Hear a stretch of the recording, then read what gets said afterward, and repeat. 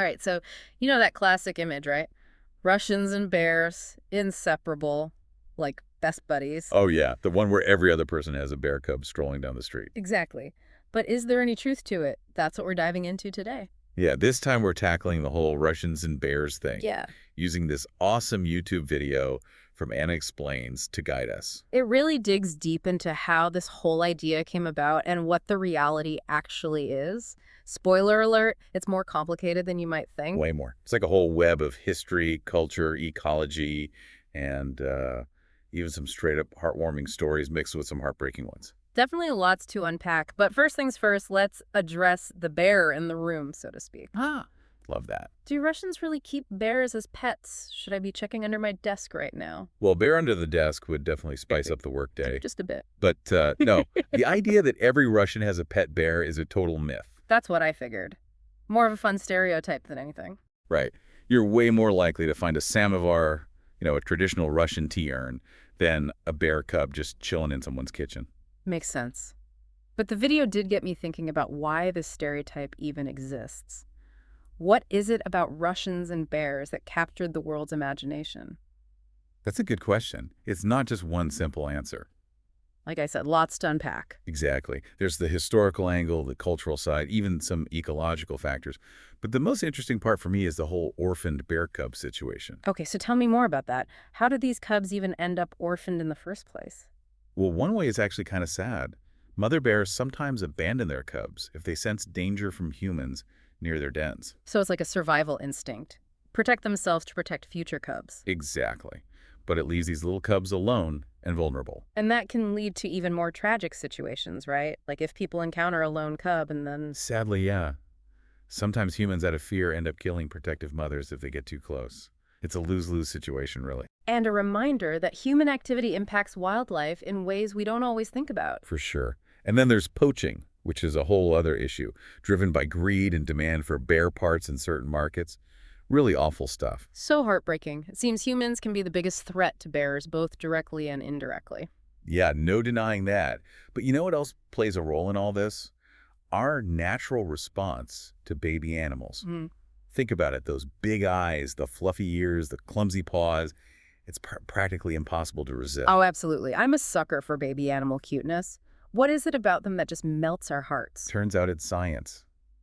Those baby-like features trigger our caregiving instincts. It's like we're programmed to respond to them because they remind us of human babies. So it's a deep-rooted biological thing, designed to ensure the survival of our own species.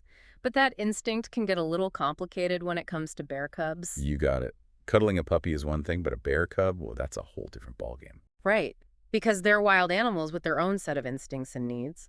So what happens when these orphaned cubs are found? What are the options? That's where things get even more interesting. The video highlights two main paths, each with its own set of questions about our relationship with these animals. So let's hear it. What happens to these cubs? Well, on one hand, you've got lifelong companionship with humans. The video gives some amazing examples like Mansour the bear, raised by a pilot, and Stepan, who became a model and Instagram influencer. Okay, now that's a range of experiences. Who knew a bear could be a co-pilot or a social media star? Right.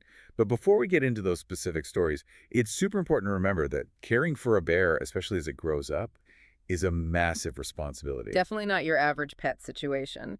But those stories sound fascinating. I'm ready to hear all about these individual bears and their journeys. Okay, let's start with Mansour, the pilot's companion. Now, this is a story you won't believe. So picture this. A pilot named Andrei Ivanov finds this tiny orphaned bear cub in zoos and sanctuaries. They wouldn't take him. So Ivanov decides, what the heck, I'll raise him myself. Wow, that's a bold move. What made him decide to take on such a huge responsibility? It seems like he really understood the commitment involved. He actually consulted experts and completely changed his life to accommodate this cub. Talk about dedication. That's amazing. It really shows how adaptable humans can be when faced with unexpected situations. Not many people would just decide to raise a bear. I can only imagine what those early days were like, a little bear cub exploring a house. Oh, it must have been adorable chaos. But beneath all the playful moments, a deep connection was forming between them. Mansour saw Ivanov as his protector, and Ivanov stepped up to the challenge. And their relationship blossomed in such a unique way. Mansour even flew with Ivanov on some of his flights. A bear co-pilot, that's something you don't see every day. Right, talk about trust. But it's important to remember that Mansour's story is extraordinary. It's not something that could or should be replicated easily. Absolutely. Raising a wild animal, especially a bear, is not for everyone. It requires a lot of knowledge, resources, and a deep understanding of the risks involved. Exactly. And let's be real, not every human-bear encounter ends as harmoniously as Mansour and Ivanov's. It's a delicate dance between our desire to connect with these animals and the responsibility to respect their wild nature. So true. Speaking of navigating that delicate balance, let's move on to Stepan the bear, who went from orphaned cub to Instagram star and model. From co-pilot to influencer, it seems bears can have quite the career paths. Stepan's story is also rooted in tragedy. He was separated from his mother and ended up being sold at a market.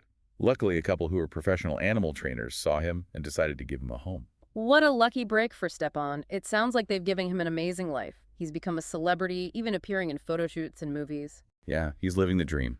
And while some might question the ethics of using a bear for entertainment, it's worth noting that Stepan's owners are experienced trainers who prioritize his well-being. They understand the importance of keeping him safe and happy. That's reassuring to hear. The video mentioned that Stepan is like a member of their family, and I have to admit, those pictures of him posing with models or having a picnic are pretty adorable. It's hard not to smile. But Stepan's story also brings up the financial side of caring for a bear. It's no small feat. The video did mention that Stepan's modeling gigs actually help cover his expenses. And it makes sense. Bears have big appetites, need specialized vet care, and a safe and stimulating environment. All of that adds up. For sure.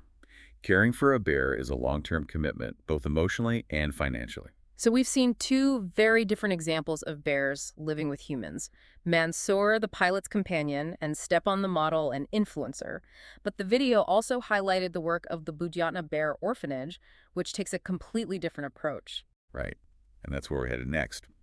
Get ready to learn about a dedicated team that's working hard to make sure orphaned bear cubs have a chance to return to the wild where they belong. This sounds inspiring. They're not just rescuing these cubs, but also giving them the skills to thrive in their natural habitat. That's true compassion. Absolutely. They get that a true act of kindness is giving these bears the tools to live as wild animals, not as human companions. It's a stark contrast to the stories of Mansour and Stepan. It really makes you think about what it means to care for a wild animal. So tell me more about the Budyatna Bear Orphanage and their unique approach. So tell me about this Budyatna Bear Orphanage. It sounds like they're doing amazing work. What's their secret sauce? How do they rehab these little cubs? Well, their approach is really fascinating. It's all about minimizing human contact as much as possible. That makes sense. Give them space. Let them be bears. Exactly. The idea is to foster their independence and make sure they keep those natural instincts. That's crucial if they're going to survive back in the wild. I can only imagine how hard it must be to resist cuddling those adorable cubs, though. Oh yeah, it definitely takes a ton of restraint. Those Budyatna folks, they have to be super disciplined. Because every interaction could influence the cub's behavior, right? Exactly. Their goal is to prepare these bears for a life independent of humans. Hmm. It's not about those warm, fuzzy feelings we get. It's about what's truly best for the bears in the long run. The video had this one quote that really stuck with me. It said, "The most important thing in this method is that the bears should remain afraid of humans and the traces of human life."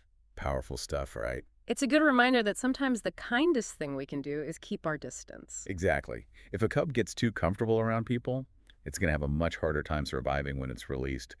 And it could even be dangerous for both the bear and any humans it encounters. So it's not just about saving them, it's about giving them the best chance at a truly wild life. And from what I saw in the video, Budyatna's method seems to be working. Oh yeah, they've got a pretty impressive track record. They've successfully rehabilitated and released tons of bears back into the wild. That's so encouraging to hear. But is release always possible? Are there cases where a bear just can't go back? That's a tough question. And unfortunately, sometimes the answer is no. Some cubs become too used to humans, even with the best intentions. Releasing them would be irresponsible. It's sad to think that even when we try to help, we can sometimes create barriers for these bears returning to their natural home. It just shows how complex the whole human-wildlife relationship is. We have to be really mindful of the impact of our actions, even when we're trying to do good. This whole discussion has really got me thinking. We're drawn to these magnificent animals, but at the same time, we often threaten their survival. It's kind of a paradox, isn't it? It really is. It's amazing how we can be both protectors and sometimes destroyers of the very creatures we admire, Organizations like Budyatna, they're doing the essential work of trying to fix the harm that we've caused, whether intentionally or not. It's a good reminder that our responsibility goes beyond just admiring bears from afar. We need to educate ourselves, advocate for their protection, and support those who are working on the ground to ensure their future. Couldn't have said it better myself. So as we wrap up this deep dive into the world of Russian bears, what's the main takeaway for our listeners today? I think it's all about awareness. Next time you see a cute bear cub picture online, think about the story behind it. Right. Is it a cub being prepped for release at a place like Budyatna, or is it something a little more questionable? We need to be informed and use our voices to support ethical practices that put the well-being of these animals first. And for anyone who wants to learn more, we'll be sure to include links to Budyana and other organizations that are fighting for bears. Well, this has been quite a journey. We've busted myths, explored the complicated relationship between humans and bears, and learned about the incredible work being done to protect these animals. It's a story of hope, resilience, and the power of compassion to make a real difference. Couldn't agree more. Thanks for joining us, everyone. Keep exploring, keep asking questions, and until next time, happy deep diving.